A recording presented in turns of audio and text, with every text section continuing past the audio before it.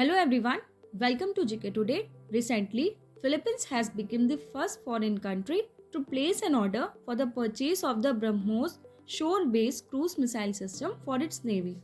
This agreement will give a big boost to India's defense manufacturing system.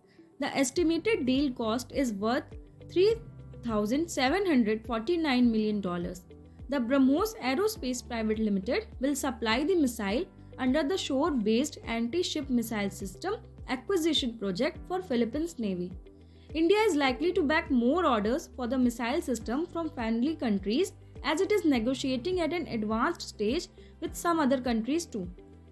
So, what was the recent conflict between the China and Philippines regarding the BrahMos missile?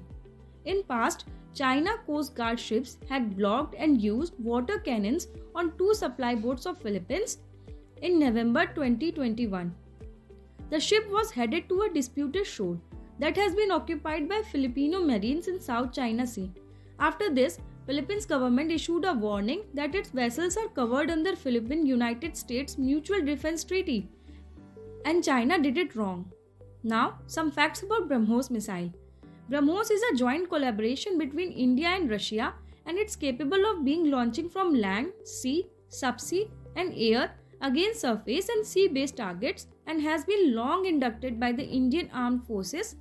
It is the world's fastest anti-ship cruise missile currently in operation. The range of this missile was originally capped at 290 kilometers as per observations of the Missile Technology Control Regime (MTCR). Following India's entry in the club in June 2016, officials said that the range would be extended to 450 kilometers and to 600 kilometers at a later stage. An extended range missile has already been tested, the latest on January 11 from indigenous guided stealth missile destroyer, that is INS Vishakhapatnam. So that's all for the update. Thanks for watching.